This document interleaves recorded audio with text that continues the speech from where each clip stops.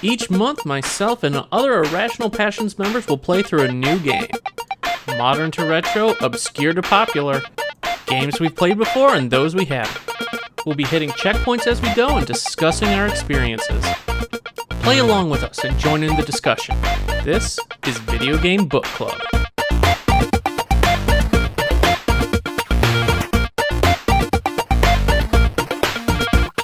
Welcome everybody back to Video Game Book Club for this special Video Game Book Club mini episode. Now you guys might be thinking to yourself, Scott, you told us the next game you guys would be covering is Ori and the Blind Forest Definitive Edition. Well, you would be right, but 'tis the season for incredibly busy schedules and extra life marathons, so we're a bit behind on the Ori stuff. So in the meantime, we decided to do a little special mini episode where we play through Super Hot. And let's just, we have a pretty jam-packed episode, so we're going to get right off the bat. But master of all things social media for Irrational Passions, welcome, returning once more, Jurge Cruz. How's it going, Jurge? Hello there. I returned to the stage of history, and Scott gave a really logical answer. The reality for me is that I'm a cheap ass, and that game's coming to Game Pass, and I'm not about to buy it before I get it for free. So that's where I'm at.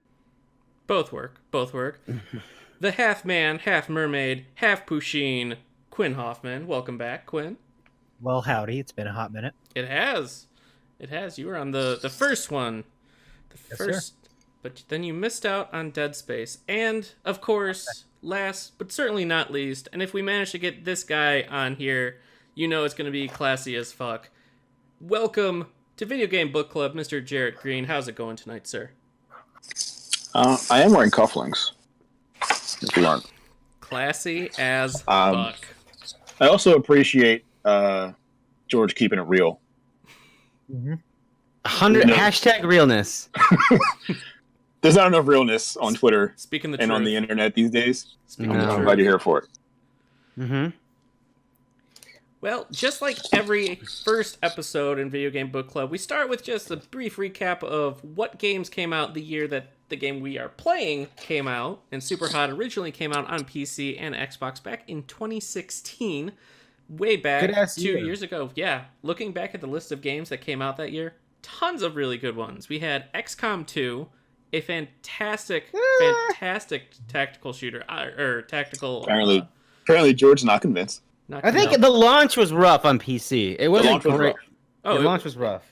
It's blossomed though. It's still, I think, a fantastic tactical PC series. We had Bravely Second and Later for the 3DS, a fantastic job-based RPG. Really big fan of the Bravely series. Too bad Mr. Mike Burgess. Yeah, Bravely, fantastic soundtracks. Unfortunately, Alex O'Neill and Mike Burgess aren't here, but to chime in for this. But The Division came out in 2016, and I know that is their baby. They love that game. I played the beta with Alex, and I was like, oh, I'm done. Yeah, I know. Myself, along with Mike and Alex, are pretty hyped about Division 2, which is coming out in March. And of course, the game that we're actually going to be segueing into after Super Hot, that we were supposed to be playing right now, is actually came out in 2016 as well. Ori and the Blind Forest Definitive Edition. How sure are we about that? I could have sworn it was 2015. I'm pretty sure it's 2015. The Definitive Edition came out in 2016. Okay, well, all right. Okay. So, Damn, not even listening to the rules. Yeah. Okay. Which out here is, snapping. which is the version we are playing for Video Game Book Club.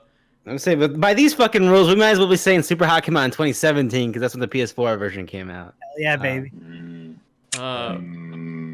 The beautiful and difficult Hyper Light Drifter came out in 2016. Great game. Fantastic game. Dark Souls 3 came out and ended that's a game. Ended the Dark Souls trilogy. I was looking at my shelf and I saw Dark Souls 3 and I was like, that is a video game I played and purchased. Huh. Same here. Surprise! I don't remember it. The funny thing is with Dark Souls 3, it was actually accidentally released on like the Taiwanese or the Chinese Xbox store. Right. So you could get it like a week or week and a half early. So I remember reading the news story, and I ran home, bought Asian Microsoft Store cards from like Play Asia, so I could quickly purchase it and use the codes, and it was I remember being a baby, and because the game came out early, all the wikis were already done. So like there was like no secret to that game, because when it came out, I was like, ah, fuck this, I'm just gonna look it up. And Oh yeah, and there were streams of it. Yeah, it was a pretty crazy time. Dishonored 2 came out apparently. Oh yeah. You added this, didn't you, Quinn? That just screams you added this. I wonder if it actually came out, or if he's not just out here repping. No, it for no did. reason. But that's exactly how people felt in 2016 as well. Oh, really? Huh. The clock level was apparently a big thing. The clock tower thing. I do remember. Yeah. That's exactly what I remember. Yeah, I was like, oh yeah, That that's was big. like headlineable. I remember. Yeah. Uh-huh. It's a great. Ratchet and video. Clank came out the same week as Dark Souls 3. I remember that much. I bought them at the same time. That game was really Bad market choice. bad movie, but it was a good remake of the It's original okay. Ratchet and Clank game. It's a good game. Hitman, I think not the full Hitman came out in 2016. I think only certain chapters came out in 2016. It wrapped up at the end of 2016, actually. Yeah, I think it started and finished in Started 2016. in February or January and Oh. made it up until... Yeah, and people Yeah. were like, "Why is this episodic?" And that's weird for a Hitman game. And then Yeah. by like May, everyone was like, "Oh." Yeah, it was March then October. But then no, I don't think anybody... It was like once the end of the year articles were being written about the game, it was like, yo, this game was great. And it was like, oh shit. And then people played it in 2017. People were like, "Oh, you mean that episodic bullshit?" And then everyone went back and played it, and they were like, "Oh, this actually is good." Amazon Yeah. had actually mispriced it for like a week or so, and you could buy the gold complete edition for like 15 or 20 bucks, the price of Shout a out single to those. chapter. Totally snagged it that way for PC. That sounds like some Yeah. Plank fan shit. Yeah, it's Yep. good stuff, and I think I've played it maybe half hour. It's one of those games that I really still need to touch. Good game. Along with That's Uncharted plenty of 4, those. A Thief's End also came out in 2016. Mhm. I mean, that's a game. Yeah, I haven't played. I never beat 2, never played 3, and I think I've played like an hour or 4. You haven't missed much. I think Yeah. you're fine. I got boring. Like it just got so repetitive, the gameplay. So I Yep. just kind of. Play Tomb Raider. I Yeah. did play and beat Rise of the Tomb Raider. I did play and play through and beat Tomb Raider's just woke Uncharted. Mm-hmm. Mm-hmm. And by these fucking rules, Rise of the Tomb Raider on PS4 came out Yeah. this year as well. Yes, it did. Holy shit! And PSVR. Yeah, Microsoft lost their That game was in 1-year VR? exclusive. They added like Hangout. They added like a mission where you're like in her house and in night, and she's like having night terrors or some shit. Yeah. The VR might have been a mistake. Well, you know. I'll have to try that because I didn't realize that.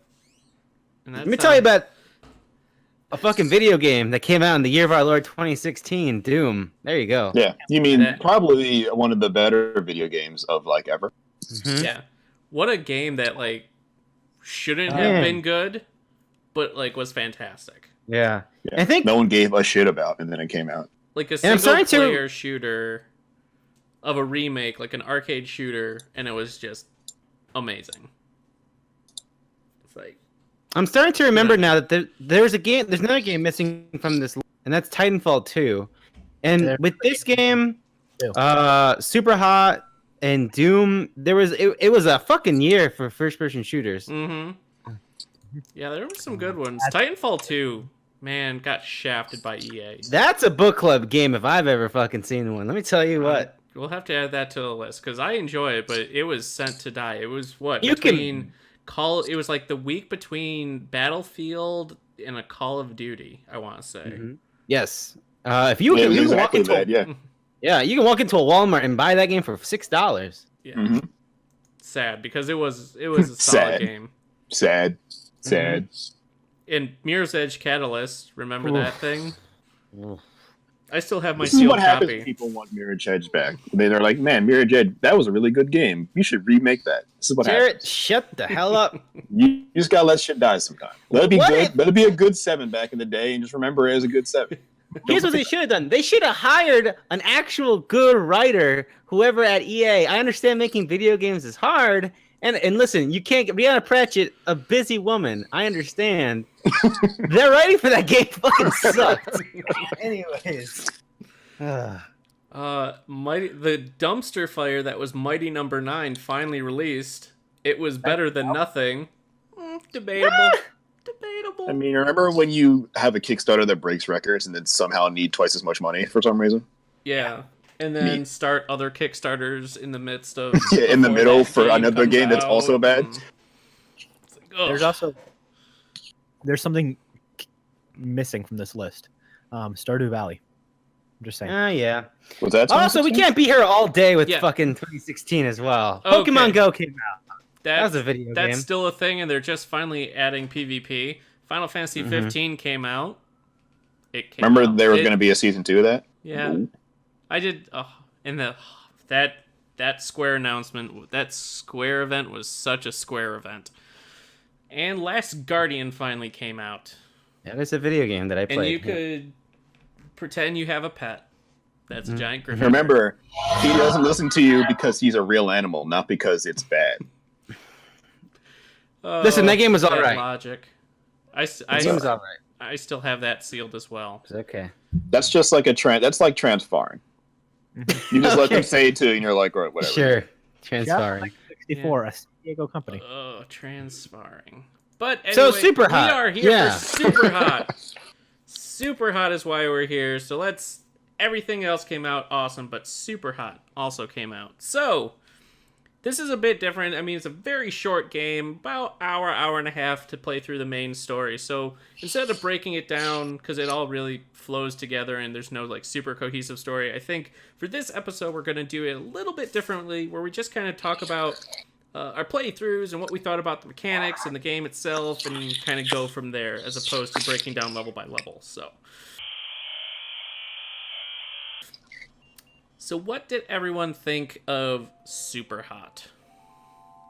I'll go first. I have a quick thing. So, was Super Hot revealed as a Kickstarter in 2015 or 16? No, it came out 16, so it had to have been 14 or 15. Yeah, I That want to was say 14. I think but it was like I'm a demo not or sure. something in 2014, and then Yeah. it went to Kickstarter to make it a full release in 2015.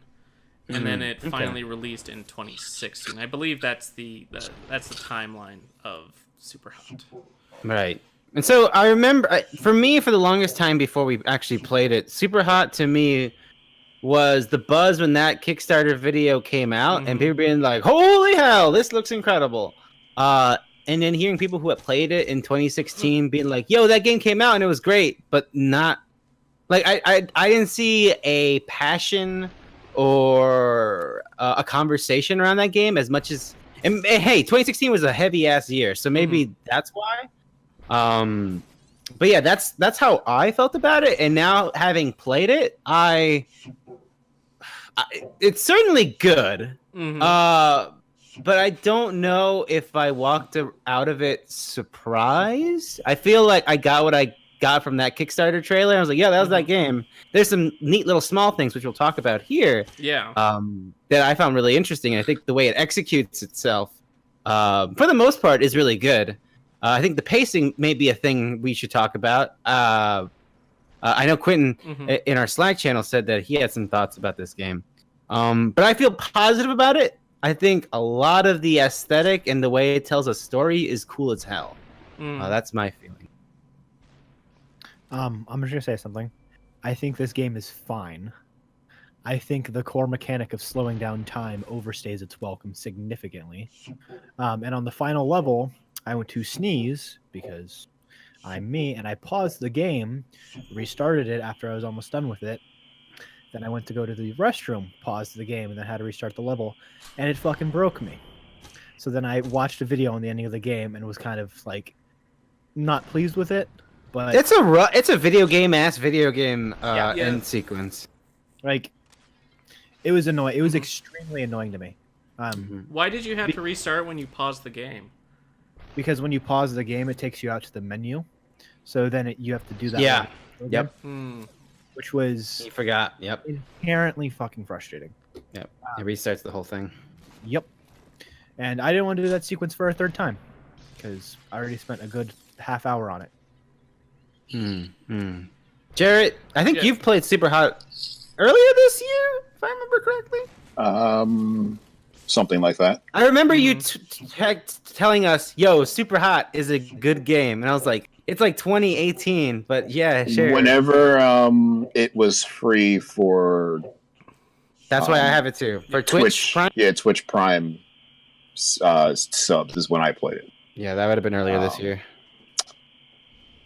And it's a good game. I think we have to like Super Hot before it was a Kickstarter was a like 7-day almost like game jam challenge, where I think a couple of like European developers kind of threw the entire thing together in a week and had a level or two, and that became the core concept.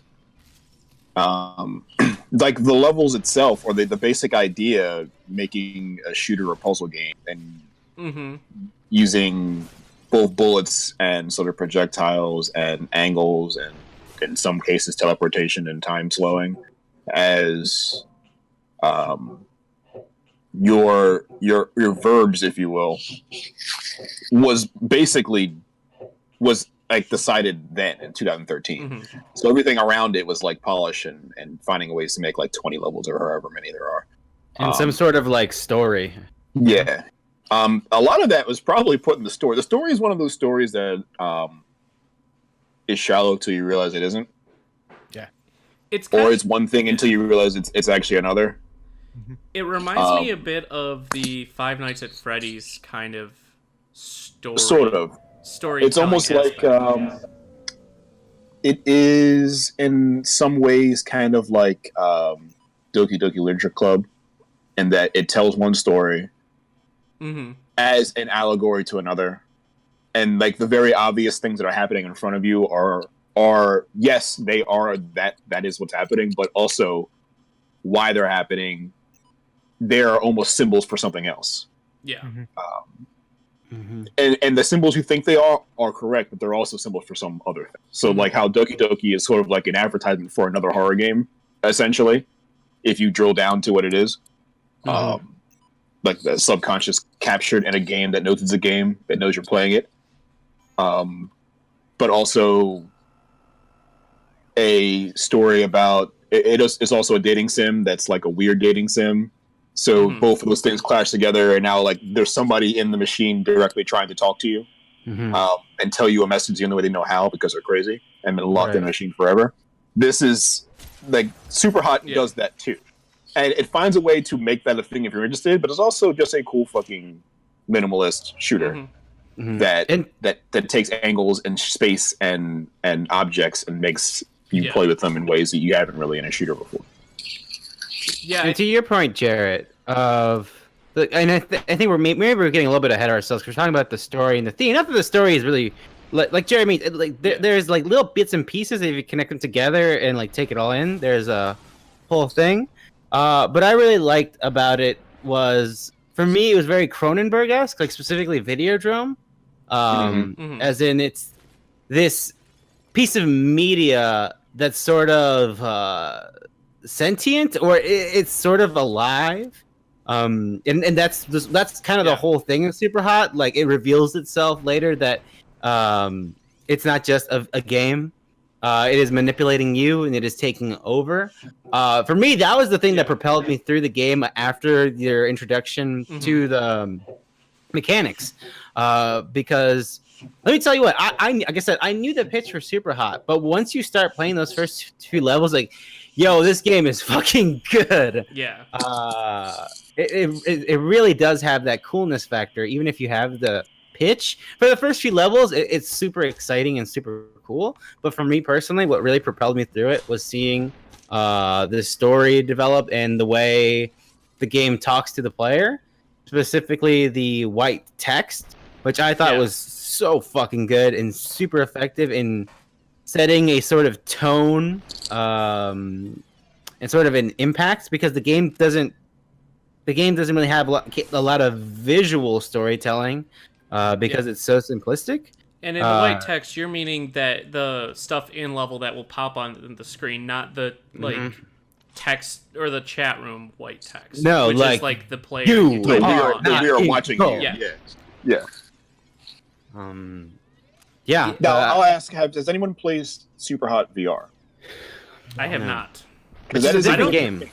Yeah, you play. It's like, from what I read, it's like the roles are reversed with Super. In a way, like you, Super and a lot of VR. those, and a lot of the levels you're playing in reverse.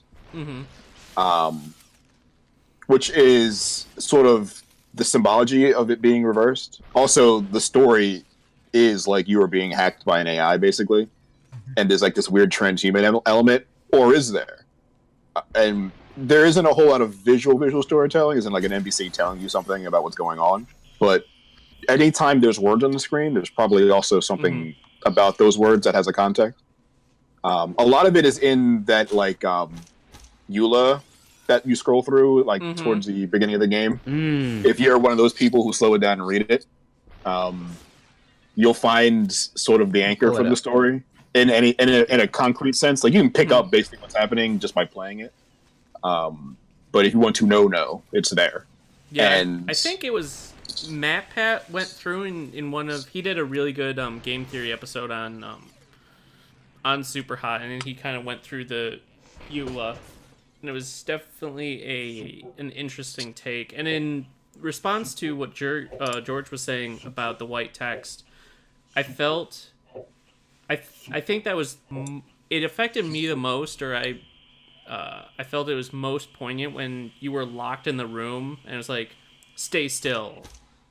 Okay, now move. And then it was like, good boy. Like, it was treating you like a dog, and no matter how long you waited and tried to, like, resist moving, it just kept telling you, move, do this, do this, do this, until you actually did it. And the game playing the player was very powerful, I thought, especially in, like, that area, but the white text, like you mentioned, George, was really, really cool touch. Right. I wanted to get to that sort of section closer, like to the middle of the game, where does the dance dog dance? That was one of my favorite sections. It's specifically where you feel subservient and dominated by the software. That's the part where Mio's like, oh, I don't have my own free will. Yeah. And this thing, like, I am a slave to it. And I thought that was cool as hell. Yeah. Just I like the concept of conceptually the idea of let the robot overlords take over you and let them like jack into your mind and shit. On paper, I like that idea. In reality, not really. I don't want the Jeff Bezos machine to come into my mind and take over. But in theory, I like it. What are your thoughts, Quin? You've been you haven't been saying much. So what are you thinking about all that shit is whack. Yeah. And this, like, forgive me what like when I say this. This kind of reminds me of like when androids dream of sheep, or whatever the hell that book's called. Do androids dream of electric sheep? Yeah, bingo. Of just like this thing being sentient and just wanting to do its own thing and kind of seeking control. And like, sure, yeah, that's like the Bible for like all sci-fi, pretty much. Philip Dick is like the god, if that's the Bible, basically, of cyberpunk stuff. And like thinking about it now, because I didn't really fucking pay attention to the story. It doesn't throw it in your face. It's a lot of like, how much can you pick up on it? And since I was getting kind of frustrated with the game, sure, playing it, I was not picking up on it. But the thing is, I find that we as humans fear lack of control, and this is kind of preying on that. Of like, hey, if technology is getting more and more advanced, we're relying on it to do things for us. But what happens when this thing that we're making turns against us? It's like this whole fucking Terminator shit, basically. Good question. Sheeple. Like, what if though? Yeah, and that's the thing, George, and that's like okay. What if though? Like, it's got problems, yes, but I don't know. There's another layer to that too, because and it's the thing that makes Super Hot like an episode of Twilight Zone, because there is this. Super Hot itself is not an officially released piece of software. You get it from, you are a person who hangs out around hacker forums. This is a VR game. You are given, it is presented to you that someone that you know is like, yo, this game is cool as hell. Check it out. And because of that, there's another layer to that of control. Because there's like chat rooms in the game where, as hackers, they feel like they know what's really going on. Like you can't pull one on me. I know how the fucking system works, dog. I can see binary in my sleep. I know what's going on. And so there's another layer of like, no. Me, Super Hot. I'm smarter than all of you, and I'm gonna take you all. There's that layer as well, and I thought that. I like that a lot as well. I think that's the thing. Like Super Hot to me feels like an episode of Twilight Zone, and that's what I really dig about it. I think part of it is also like the idea of being too jacked in, like being too logged on.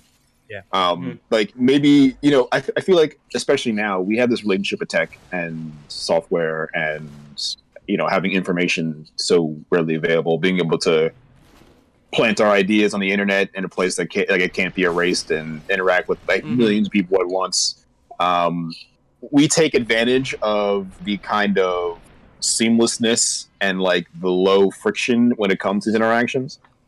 And we almost like trust that the interaction will happen the same way. The feedback loop will happen as we know it will. Because, you know, we're quote unquote in control. What I like about Super Hot is, and especially Super Hot, because like Jurge mentioned, you play ostensibly a character who is maybe, if he's not a hacker himself, hangs out with them. And the biggest thing about security, especially cybersecurity, is trust. Right. If you don't trust the things you're downloading from the places you're downloading them, then you really have no idea what's going on until you download it, basically. Right. So if someone hands you some software, and these are people who are supposed to be in the know. Someone hands you this, and they're like, "Trust me, this is a thing." You trust them because why wouldn't you? And this person abusing your trust is both and sort of like a parable about how faceless words that we interact with and treat like people like us are really just words that can do anything to you. Might not appreciate you the way you appreciate that, and that you are not better than the situation around you if you're not as diligent about making sure it is what it is all the time. Like if you're not checking then and just assuming, then this could happen to you. Like when you get into like the conspiracy theories of Super Hot, it's almost like this is a situation that has been created for you to trust. And you were being strung along the entire time. Or even worse, maybe this situation is all made up, and this is just to keep your brain busy because there's actually some Matrix shit. Right. And we're pretending that this is that you ever had control, when really you were never really real. And the reason, sorry Scott, but like the reason that it works as well is because there is this this sort of I guess honor among thieves, but at the same time, like even though they are savvy as hell, they get complacent. And like any person who like is good at a thing can get complacent. Like look at a bunch of bankers around 2009 and like the early 2000s. Like, listen, the market is fine. Don't fucking worry about it. It's all good. And we have all of these fucking peoples on like this BBS server being like, y'all, this kid is freaking out. It's all good. He's fucking too crazy on that Super Hot. But yeah, Scott, what were you going to say? No, one thing I really appreciated was for the first probably half or so of the game, like the story mode of it, it did a really good job in kind of tricking you into thinking you had control. Like your player, both the character you were playing as, the hacker, and you as a player playing a player, how it's like Super Hot like told you seek medical attention. You've been warned. Stop what you're doing. Don't log in anymore. It's like, okay, Right. well, You're like, I'm just gonna do it, whatever. Yeah. Fine, I'm just gonna keep playing. And then as it goes on, it's around that time, I believe, that you have those cage areas where the dog dance kind of thing that we mentioned a little bit earlier, taking place, and all of those aspects of it. And at one point you can exit out. Yeah. Right. And at one point you can exit out, but when you try to come back, like it's all fucked up. Mm-hmm. I assume that's only on the PC version because you can't really replicate it on the console. But and Scott, I don't know what path you're gonna take us on, but we're speaking a lot about the story. But for me personally, I thought the story and the narrative of this thing taking control over you would have worked better for me if the pacing worked for me, as if I as a player was actually immersed and hooked on that super hot. I was for a bit, but I think it lost me towards the end. On that super hot. Yeah. But how do y'all feel about the pacing? Scott, how did you feel about it? In terms of the pacing, I guess I felt the pacing was okay because I was never playing the game specifically for the story. I felt the story, and still right now, I feel the story is a nice bonus to the gameplay. Like I love the puzzle-ish shooter matrix gameplay of it, and that's what kept me going level after level, and that's why I dabbled in like the challenge modes and endless modes afterwards. Was I love the gameplay, and I felt that the story, while it didn't necessarily force me to keep playing, it was more the gameplay that did that. I didn't mind the pacing. I thought it was a good, in terms of difficulty ramp, I thought it was paced fairly well. I thought I'm glad they introduced the body swap or the hot switching later, after you had gotten a bit more comfortable with the disarming, shooting, throwing stuff, those mechanics, and then introduced the hot switching. I thought that was good.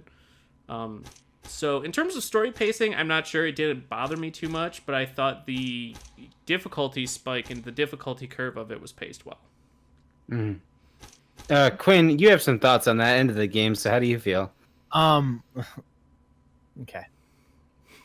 Like I said, this game fucking broke me because my biggest complaint is, yes, I get the enemies are red. And yes, I get that bullets are red, but when you turn the camera, it's hard to track those things, in my honest opinion.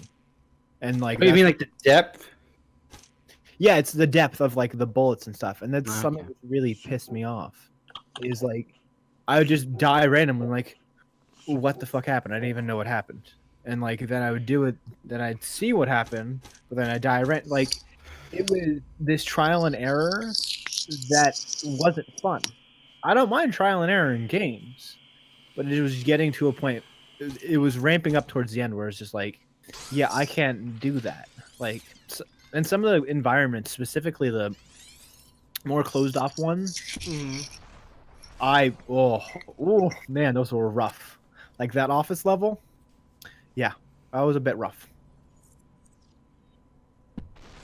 Jarrett, how did you feel about the pacing of the game? Played it straight through. And I don't know that there was a point where... There's a point towards the end where I was like, when is it going to end? Because it clearly is going to at some point. Right. And I think I'm there, but I don't know what else there even is to do before you let me just kind of, and it took me a while to figure out, like when the player was ready to resist, and maybe that's part of the game, I realized like I was already taken, so like resistance is futile basically. You have to download yourself to the like hive mind one. But I think as a game, the narrative is not a focus clearly, but I think it's more than just like seasoning. Like it both informs why you can do what you do and gives you its own sort of motivation to do it, or to at least understand why you're doing it. I think it's a clever subversion of first-person shooters, in that it sort of lets you believe that you're immersing yourself in becoming the character, quote unquote, when the character you think you are is not what you are, and what you think you'll be able to do is not what you'll be able to do. You never get much stronger. It's not like you get stronger weapons and you get new skills. You get like the body swap, and that's the only new skill. Yeah. And that's less a new skill, more just a completion of your skill set. Reminds me in a way of Fury. Like, you don't get new weapons in Fury, just new challenges with the same weapons. I don't think it overstays its welcome in that way, and I think when related to other games like it, more like the puzzly kind of shooters, like your Party Hards or your Hotline Miamis, or I guess in ways maybe Ruiner, or High Hell. Like, I feel like that game is always talking to you whenever it speaks, and it's saying the same thing everywhere you look. Maybe in a different language, but it's saying the same thing. Where Hotline Miami feels like a game that had a really cool mechanic, and they kind of just wrote a game around it, colored it, and kind of, they're not married necessarily, but like, it is what it is. Like, the story doesn't make you play the game like you're playing it. You play the game like you're playing it because that's how you play it, and then the story is, you know, what you are as a dude in a pig mask shooting gangsters. Sounds pretty fun. I think I never really had a significant portion of this game where I thought it was moving too fast, too slow. Just like I was always anticipating an end that I think took maybe like a level longer than I thought it should have taken. But I don't know that I'd call that a problem. Gotcha. So yeah, I guess it is really just me. I don't know. Like, I think about halfway through the game, I just wasn't as romanced by it anymore. Like I said, like I think the first 3 levels, I was just like, man, this is like crazy. For a second there, I believe, this is fucking super hot. This is some sort of like drug. Like, what the fuck? But I think halfway through it, I just personally just fell out of love with it. Like, I thought it was still, I still enjoy what I was doing, but I wasn't taken to the point where it's like, I need to see this through the end in one sitting. I was just like, but I guess, that is just me, which is fine. Like, something like Hotline Miami you mentioned there, like, I was completely taken by Hotline Miami when I first played it. And that's a game I played from beginning to end. I love the entire thing. And I keep telling myself I'm going to go back to it, and I haven't. But yeah, and I wonder how that would make me feel about Superhot, if it would make me like it more, or maybe like it the same I do now. Because I guess it depends on what you're looking for from it. Because I think the shooting is fine. It's a better VR shooter than other VR shooters, I think. But the story it's telling is a bit more heavy-handed because of there's a lot more physical interaction with a narrative, especially towards the end. Like, the ending is different, like, completely. I've had the ending spoiled for me, and I fucking love it. I love the ending to Super Hot VR so goddamn much. VR isn't on PlayStation VR, is it? It is, yes. It is. Oh, awesome. Awesome. And I think maybe for me, as the person who, like, the thing I found most fascinating about Super Hot, apart from the pitch, was the thing of the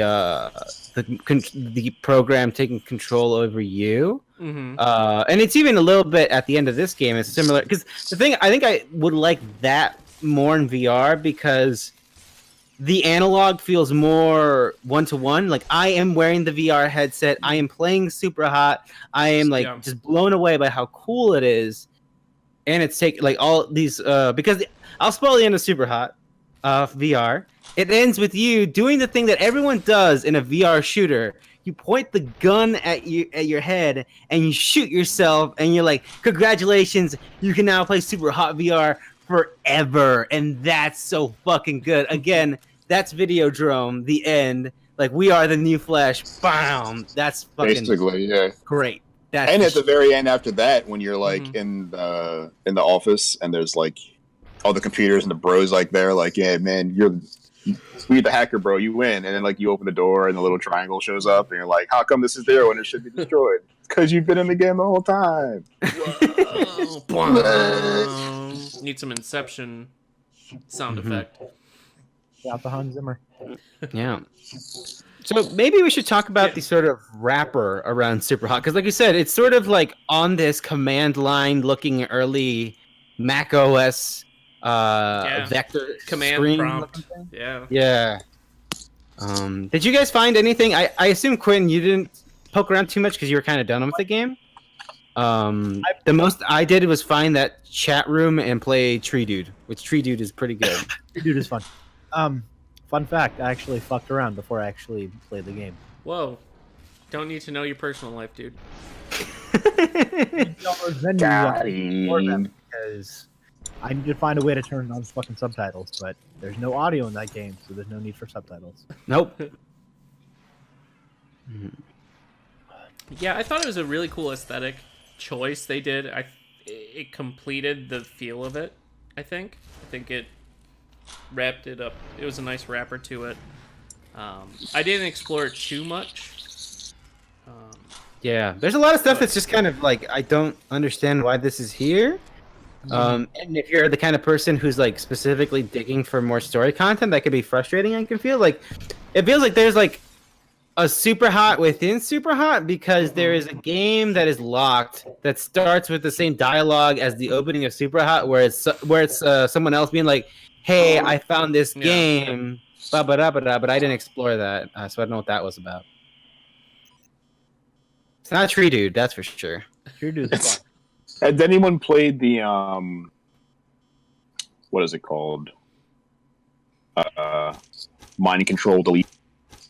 Isn't that an early access? I don't remember. I remember that it was supposed to be a thing that was mentioned last year, and I don't know if it ever came out or not. What is an it? early access. It's like an endless running thing or endless. It's thing? like almost like a roguelike version. When I was last year. I don't know if that was supposed to be in like early access or something. I don't remember. Superhot Mind Control Delete. It's it's labeled as early access on Steam. Standalone expansion that does not require the main game.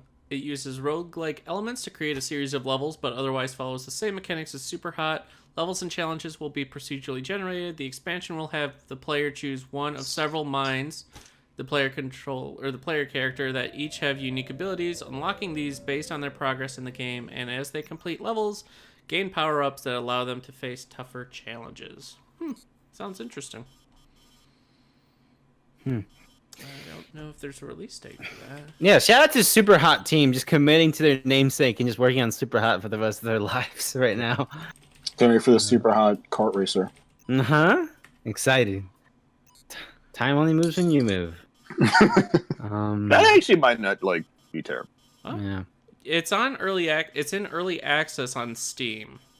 But does that have a separate sort of like narrative through line, or is it just the game right now? It doesn't say. It was released at least in early access back in December of 2017. I don't know how many more stories you can tell within the current Superhot frame. There's a Japanese one happening too, you know? Yeah, that has like a special story or something just for the Japanese audience. Superhot JP. Yeah, that sounds cool. The more they do like these smaller games, I just get such a Five Nights at Freddy's vibe and take from this series. How it just slowly adds to the story and the mythos, and you can just keep digging deeper and deeper. And in my opinion, that's the way to do it. There's no need to make Doom for these guys. Oh, not at all. If they can produce from soup to nuts a small, 2-hour experience and make the game they want, and I think Superhot team is lucky in a way that they have the juice. Basically, they don't have to prove to anyone what they can do. Everybody knows at this point, so they can just put out another Superhot and they're going to sell. It's not like you have to convince your 2-3 man team, or even slightly larger than that has to prove that your IP is worth buying. Superhot's gotten all the headlines it needed back in 2016, and 2015 before that. So they're good so long as these games they continue to put them out with some regularity, and they continue to be the experience we'll expect. Yeah. And adding it sounds like with Mind Control Delete, it's adding a couple features like kind of a drip feed, new features into the games to just kind of keep them fresh while not deviating too heavily. I think that'll be very smart for them. And their names Killstagram 2. Hell yeah. Their games will be known for quality, and people will get exactly what they're hoping for, which I think will be good for them. But what we really haven't touched too much on yet is the gameplay itself. What did you guys think of the actual gameplay mechanics and aspects? Yeah, we got ahead of ourselves there, I guess. We really haven't touched on this. So, George, Quin. let's start with you. Okay, sure. You were last time, so let's start with you. What did you think of the gameplay? So I think I've said sort of how I feel. Like, I think the beginning I was really, I thought it was really, it was everything that I heard it was, right? And I didn't expect myself to be so surprised by it because I've heard so much about it. But like when you first experience it, like, yo, this is fucking crazy. But like I said, I think after a while, the charm just wasn't there for me anymore. I don't know. It stopped being cool. I think my favorite thing I think about the game is when you're, and maybe Quinn can't relate to this part, but when you struggle so much with a level and at a certain point you finally get it and you forget how you got there, but then the replay plays and so like you did this, you did this, you did this, you did this, and that is fantastic. But sometimes it looks lame because sometimes you you're using cover, and so it's just a guy going like, and that didn't look cool. The worst. In a couple levels, I just stayed in like a bathroom or something and just kept walking around in circles. So a guy would like come in and I could take him out, and then I would just walk around in circles to keep time going until the next guy came in who had a gun, which I could then disarm and then take out the other guys. I think the body snatch ability added another layer of, obviously made it more interesting, but it also just made it cooler, right? Because like it worked out perfectly for me one time where I was like 3 guys left, and I shot the first guy, and then the other guy had a shotgun, and so I transported there, and then like everything worked in tandem that it seemed like a dance, and like I felt like I just survived by the hair on my chin because I was like, oh, like I transformed, but guess what? Like the bullet went to that guy, like and that stuff was really, really neat. But I think even after that, I was still just like, yeah, it reminds you of Hotline Miami, isn't that it's a strategic shooter? Like you gotta, here's your choke point. You want to avoid that guy, but yeah, I think it's cool. But for me, I was like, yeah. Oh. What about you, Quinn? Okay. When originally playing this game, like George said, first 30 levels, this is cool. But then as it dragged on, I was like, this is just getting almost to be like a chore. And it was not something I began to enjoy. This is one of those games that I think it would demo really well, and people would come in really hot. But then there's people like me who would like play the demo, like, oh, that's great. Then you play the actual release, and like, yeah, this kind of sucks. Man, you know what would suck if someone made Super Hot as a pitch to a big publisher for a AAA game, and then they had to make a AAA game all around the mechanic of Super Hot. I would probably. Oh, do you mean Assassin's Creed? Hey. Hi-yo. Hey. I think that's an interesting take, considering how your love for Hitman. Yeah, but which in micro bursts is a lot like Super Hot. Yeah, but the thing is, I play Hitman very strangely. Like I'm trying to be as undetected as I can. I'm playing Hitman as a fucking stealth game. I think I guess that's the difference. You can't play Super Hot in stealth mode.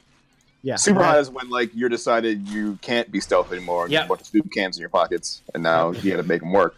Yeah. Super hot is when you're Neo from the Matrix and you're busting in the elevator scene and tons of guys are coming at you. That's super hot.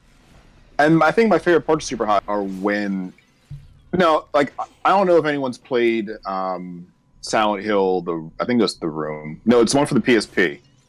Origin? Origin, yeah, where like is the trucker? That's the one with the trucker. I think so. And a big part of the mechanics is like just picking shit up off like desks and throw them at people. So you spend lots of time like throwing safes and like phones and typewriters at like gratuitous monsters. You're throwing safes? And I find that to be fucking hilarious. And there's a part in The Office in Super Hot where you're throwing telephones at people, and that like brought me straight back to that. I'm like, yeah, the briefcase, and then it reminded me in Hitman 1 where I threw like a soup can at someone in a kitchen, and I'm like, this is perfect. Yeah, this is exactly what I'm looking for. The Office section reminded me specifically of Wanted from that one scene in the motion picture Wanted with James McAvoy and Angelina Jolie, where I believe James McAvoy uses a keyboard and hits who was Chris Pratt at that point before he was young famous. Chris Pratt. I'm pretty sure he's still Chris out Pratt. to the camera. Yeah, and it says like "fuck you," and that's got that Parks fucking... and Rec Chris Pratt before he was a Marvel guy. Forget that Marvel money. Yeah, it might have been before Parks and Rec. It might have been actually. It might have been before Parks and Rec. Remember the Wanted video game? I did. I never played it. I liked wanted it. I beat it in a Shout out to that. sitting, Shout out to but Quin. I enjoyed like the whole bullet curving. It's a pretty easy That's shooter, like but it was that's another game when someone like made a mechanic. You're like, all right, let's slap 6 more hours of this here and see what happens. Exactly. We can't get like James McAvoy or Angelina Jolie or who am I missing? Morgan Freeman. Morgan Freeman, but we can like get their likenesses and impersonators. Yeah. And we'll charge $40 for this. And welcome to 2011. Rest in peace, Grin Games. I forget what else they made. Was that Grin? Yeah. That was Grin. But Jarrett, to you comparing it to Hitman, when things go awry, I restart the mission. Whack. I don't. I just go punch dudes in the face. No, that's how I play. I get shot to death by like bodyguards, but whatever. It's the same. Like even when I play Dishonored, I do the same fucking thing. Like that's how I am with stealth games. That's how I am with Fire Emblem. If I lose a character, restarting the level. So yeah, you don't get to the points in Hitman where with the stuff that Jarrett likes happens, where like where you're fucking like you're just trying to make it out alive, and so you're just trying to improvise at this point. It's just like someone's like, "What? Who's that?" And you're like, I think the difference is like I start out Hitman levels the same way, but it's like I'm also preparing contingencies when that's not going to work. So when I definitely missed the sniper bullet, and everyone's like, "Who the fuck's up there in that roof? You just missed us like an asshole." It's just me shrugging. Like I already have a briefcase with like semi-automatic weapons behind me, so like if it's gonna happen, it's gonna happen. I'm with the shits if it has to go down this way. No. And I think I appreciate. Yeah, I appreciate Super Hot for being a game about being with the shits. Yeah, it's not how I play games like that, Jarrett. It's also how I played Wolfenstein. Yeah. But Wolfenstein can be a stealth game if you want it to be. And it actually rewards you for being for playing stealthily because of all the bonuses you get for using certain weapons certain ways. But I think and I think the best parts of games like say Uncharted 4 are when like they've adjusted stealth to mean not just don't get caught, but like don't get caught for as long as possible. Kind of in the same like The Last of Us stealth is basically Uncharted 4 stealth, where like you can sneak through the level unseen, but there are things that can find you without seeing you. So like maybe prepare for the worst because the worst is almost definitely going to happen. Especially if you're playing Grounded, where you don't get like the see-through radar thing, or you basically have to see them and then assume they're in a direction. And when you walk around a corner and you were wrong, now you have to hit the clicker in the face with a brick. Like, I always like that sort of dynamicism, and I don't think Super Hot is perfect because it really is just kind of one sort of combat angle 16 times or whatever. But I think it couldn't work with another layer of stealth. It couldn't work with longer levels. You know, this is a snapshot. These levels shouldn't take longer than a couple minutes at most. And that's what frustrated me about that final level, that it was so fucking long. Well, to that, I think you're right. Like, that's a level that you're conditioned to know that these levels take maybe 3 minutes. Mm-hmm. Yeah. And that level took like 10 minutes because you're it's just an endless font of dudes, and you're doing something completely different than you're normally doing, and it's in a way that's like completely unintuitive. It's like boss fights in Doom. That's exactly what I was gonna say. It's like boss fights in general. Like, it feels like this moment where they understand it needs to get harder, but in doing so, they sort of betray the entire design of the game. Right. That was like Human Revolution's problem. The original Deus Ex not original, but the first remake, reboot, I guess. The first reboot. Yeah. Where like you have agency in every step you take in every building, except when you walk into a room with a boss, where your job is to shoot them in the face a bit, a lot. And fuck you if you've been building your character to be the stealthy hacker type. If you forgot to give Adam Jansen the ability to punch through walls, then you're fucked. Yeah. Oops. I will agree. I completely am on board with the point on the last level. It was a very big departure. It didn't need to be 3 sections of just escalating, kill more guys in the same area. I thought in one take, like it's a weird the difficulty spike is weird because of the level design, or not the level design, but because of that caveat that you have to do this 3 times. Yeah. So that was definitely the low point in terms of levels. In terms of, I never felt it overstayed its welcome, but I think that's, if had it gone on for twice as many levels, I feel like I would have started feeling that fatigue. But with only like 18 to 20 levels, I didn't necessarily feel that, and I just enjoyed kind of coming up with interesting ways to kind of go about the levels. Like when I got hot switching, one of the best feelings I got through my playthroughs was I had a gun, and I had killed all the guys around except one of them. And I was going to hot switch to him, but before I did that, I threw the gun that I had, and then I hot switched to the guy. And when I hot switched, I was able to then grab the gun that was flying to me. So because whenever you hot switch, they lose their weapon or whatever they're holding breaks. So I was able to quickly hot switch, grab my gun, and then turn around and shoot some guy in the face. And that was crazy rewarding to me. And it's like, that is so cool that I could do that. And the figuring out the priority is like, okay, that guy just shot me, so he's okay for right now. So I'm going to shoot the guy next to him, and then I'm going to chuck my gun at him, so he'll lose the gun he's holding. I'm going to then grab that gun, shoot him in the face, spin around, chuck my other gun, or by that time I'll be reload so I can take down that guy. And just that constant, I just felt like Neo, just thinking how all the cool ways that I could take on a room full of guys. And I guess that's why I never felt bored by it, just because there are a lot of options you can do to make yourself feel like a badass.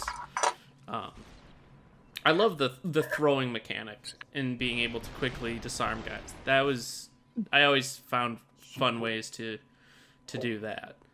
And it's interesting because like all of the actions have like several tactical layers, like you said. Like when you hot switch, it's a way to disarm someone. Mm-hmm. So like if you can't find another way to disarm someone, and you also need to be on the other side of this level, you can hot switch to them. Now they don't have a gun. Now the person you were just in also doesn't have a gun because you didn't have one, or you threw it, and now you threw the gun away from this person. In hot switching, you've disarmed the second person, and now you're grabbing the gun you threw to yourself. Mm-hmm. Or like when you have a katana, if someone shoots at you, you can cut the bullet in half and then throw the katana at someone. And you can even hot switch. I think one level I had the hot switch out of a corner to get to the person who I threw the katana at, and then had to catch it before it actually killed me. But like, there's always a second and third use to everything, and your guns are empty, but they can always be thrown. Bottles and bullets are useful in melee, but can also be thrown. Switching isn't just being another place; it's also putting a person or putting the enemy in a state they weren't in before, not just location-wise, but in armament. And you're it's putting not yourself just in a being different tactical advantage and Right. just positioning. There's more of a tactical element than just, oh, I want to be this guy. Right. And we don't know like what's going through Neo's head when he does the things he does when he walks into a room. We just see what happens. And he's probably not thinking through the entire process. And like when you're most locked into super hot, neither are you. You just know kind of all of the verbs and you just kind of put them in. You don't write the sentence before you walk into the room. You kind of just put the words together as you get there. And that's just a sign of, I think, great feedback on the mechanics. I think good fighting games have that too, where you don't have to think so much about the inputs. And like practice gives you that too, but like a good fighting game doesn't overload you with inputs up front, and you just kind of know when to do the things when you do them. So yeah, I think Super Hot, and ironically, Super Hot rewards learning and rewards practice in a game that doesn't have much replayability. Yeah. Like it's short and it has like an endless mode, but like after you play it and get to the end, do you really need to play it again? I don't know. If you just like it a lot, it's a short game, so you can just play through it again. But like as much as I like Super Hot, I haven't been like consumed with the urge to play it. Really, the challenge modes I've been enjoying. I dove a bit into the challenge modes this time around, and I've been enjoying them. One of the first ones that's unlocked after you get endless mode is katana only, so it's like you're a ninja. So you can throw a katana, you can punch, and you can obviously use the sword. But just going through like that, is very interesting, and it adds a new layer because you're very much limited to having to get up close to guys, and when they're firing their assault rifles at you, and there's a few guys with shotguns, it's like, okay, how am I going to do this? Okay, I have to cut the bullet so I can then fling the sword, kill him, quickly skirt around the side, grab my sword so I then can take out guy B and C, and things like that. And one of the challenge modes, it's like early 2000s mode or 1980s mode. I can't remember what it was called, but it gives all the red guys like Agent Smith sunglasses. It was I don't know how I feel about that. It was pretty fun. That's something. I think for me, endless mode. I think the best thing about it is just conceptually, because I think at some point the developers of this game realized, like, as much as we've had this narrative of this game not being a game, it being a thing that's here to take over, but that means that we can't add game ass shit like an endless mode. But then the end of the game, it works out perfectly. It's like you surrender control, and like the VR thing, which I love the most, is like, how do you get endless mode? You completely detach yourself by fucking shooting yourself on the head, and the game's like, congratulations, you can now play Super Hot forever. Hey, and I think that works very well. I think that's probably my favorite thing about the whole ending and the way that you unlock endless mode, because like, oh, well, you're here now. You love Super Hot. There you go, Super Hot. How about more Super Hot? How about more? And I think with that, I don't know how much more there is to say, really, but. And since you brought it up, let's talk about that ending where you legitimately have to shoot yourself in the head. I was ready. I think it's great. I thought it was a really cool touch. I think it's fine. I think it doesn't. I think it makes the most. I think that's the way you end that story, like, because it ends with the computer taking control. I think you it jacked yourself up into the Matrix, and like, there's only one thing left: to get rid of this weak ass body. Yeah, and I think in VR it works a lot better, because it's just like you just gotta point the gun at yourself and then bam. There is a physical element, Yeah, it's a good ending. I think the way you get there, maybe not, but I think the way it ends is, again, it's the only way that I think could have ended. With how it was setting, with how the story was setting it up, I think that was the only correct outcome that they could have ended it with. I will say the ending of the game is kind of like full of itself, but how so? It's just like, oh yeah, it's like they just need a fucking way to end the game. So that's the only. I think it was leading up to it. It's leading up to it, like, because the game. I think that's interesting because I feel like, to me, like, that's the only way you end that game, because from the beginning, it's like, this isn't gonna end good, Chief. Like, this isn't just a game. Mhm. You need to quit this, because let me tell you what, when you start doing cocaine, it doesn't end well for you unless you get help. And you try to get out and you're coming back in, so like, yeah, yikes. And like once you're hooked, you're already like, once you recognize you've been had and that you might have been trapped into something, it's already too late. So it's like there is no, and the rest of that game after when they lock you in a cell and make you move, basically, from then on, it's like you resisting in vain against this thing. So it's like the only other option is to become the thing, or to accept that you've become it, because you've already become it. Yeah. And the rest of the game is just it sort of convincing you to become it. The only other way to end it is to put endless mode right before the end of the game and just annoy you to death, like the player, and be like, you should just turn this off, dude, because it's over. Or here's a fucking core you have to kill 3 nodes and whatever. There's probably a better way to get you to that end, but I think that is the only way to end. Yeah, I think the ending, in terms of the ending level, had they simply made it where you had to clear all the guys before you, like, just maybe increase the number of guys in the level, but reduce it so you don't have to redo the same thing 3 times. Or redo the same level 2 additional times, I think would have been... Yeah, if it's got to be 3 stages, have it 3 unique stages of doing this core thing. I think... Or just don't. Yeah, the worst part for me, it's like, the game is good. For me, the game is the best when it doesn't know it's a game. And at that point, when I always think to the commentary on Gone Home. I somehow brought Gone Home into this, but in Gone Home, you have to find the map, the schematic to the house, and it's only 2 pieces. Originally, it was going to be 3 pieces, but at the end, they realized, that's too fucking video gamey. Let's just do it 2. Why does it need to be 3? Let's just do 2. And having it split up into 3 sections, it's just like the most video game thing. And at that point, it doesn't feel like this sort of crazy piece of software. It just feels that's the part where the illusion sort of broke with me as well. On top of being fucking hard as hell.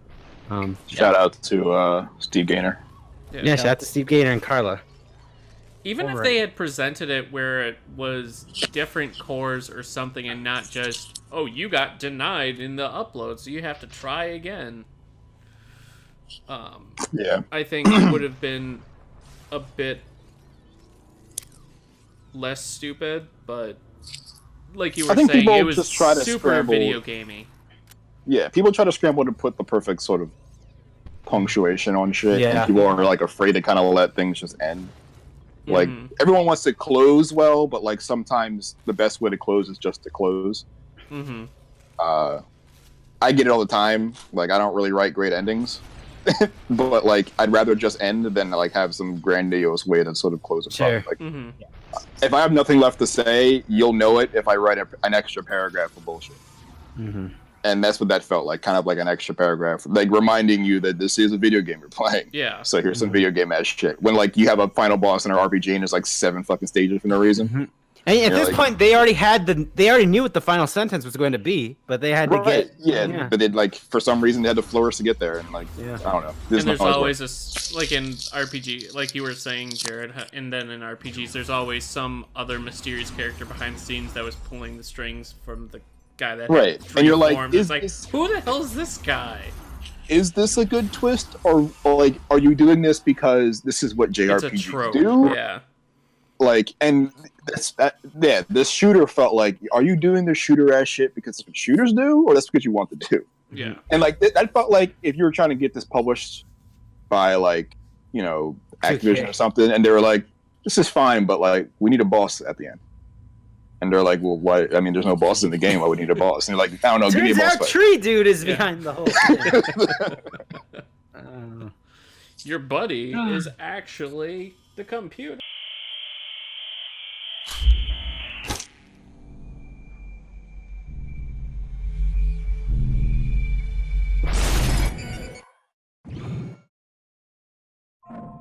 I don't know if there's anything else to say about Super I might Hot. be super hot out. Yeah, I think Yeah. that's gonna do it. So, like we started with Dead Space, and I think we're gonna keep it going. If you guys had to give Super Hot a score from 1 to 10 right now, what would you give it? Jurge, you're up first. Wow.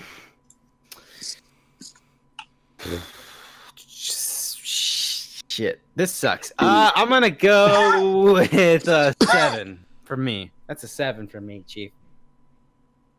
Quinn. 5.56. No 0.5s, baby. I'll let you have a 0.5. I'm not letting you take it to the 100th place. I'm not gonna give you. Yeah. Well, no, A At wait. that range. point, we'd just be rounding. It'd be 5.6, not 5.56. No, it's 5.5 to 6. That's my just fucking 5.5. Okay. There you go. You just gotta commit. You gotta commit to your half bullshit ass punctuation Yeah. number. Jarrett. I would give the original Super Hot a 7. I'd give Super Hot VR an 8. I think I'd Super go. Hot VR is like the way you play that game. I think. I think, yeah, it feels like the way it, like just for the narrative, it's like everything makes Yeah, more like sense. it makes way more sense in VR. Yeah. I need to. I guess I need to pick up Super Hot VR for PlayStation tomorrow. I guess. $25, baby. Okay, maybe I'll wait till Friday. Psych. But I would probably give it an 8. Like, I legitimately really like it. I haven't played the VR version, so this is the only Super Hot experience I've had. But I've really enjoyed it. VR Super Hot's the only VR game I've played. So Yeah. maybe I'm also just like biased because it's the only Right. the only video game I played in VR and it was a good experience. Right. You should try Beat Saber. It's pretty good. But that is going to do it for this special Video Game Book Club mini episode featuring Super Hot. I want to thank all of our IP guests, Jurge, Quin, and Jarrett, for joining me. Everybody, where can people find you on the interwebs? You can find me at Irrational Pod, of course. But you That's can true. also find me at jcruzalvarez26 on Twitter. You can find me on Twitter at quantum_arbiter, where George tells me to tweet more. I mean, if you have nothing to say, really, that's all I got to say. Also, listen to Input, a video games news show available on Spotify, iTunes, Google Play, wherever the podcasts are found. We give you the right scoop on video game news. I don't know. That's my pitch. I don't know. That was great. It's a good pitch. Crushed it. I liked it. Follow me at Jarrett John. Basically, just follow all the spicy tweets. Hell yeah. They are spicy tweets. And of course, you can find me at SolidSnake120 and on IrrationalPassions.com and Twitch.tv/IrrationalPassions and here, YouTube.com/IrrationalPassion or RationalPod? Is it Irrational? At Irrational Pod. At Yeah, Irrational something like Pod, where every Saturday, Alex, Scott, Tony, and Navishin do our weekly podcast, and we got all sorts of stuff, and we got stuff happening. We got Game of the Year coming up soon, so look forward to all of that. But in the meantime, everybody, thanks again for stopping in. Next time, I promise, will be Ori and the Blind Forest Definitive Edition, Episode 1. And until then, everyone, have a good one.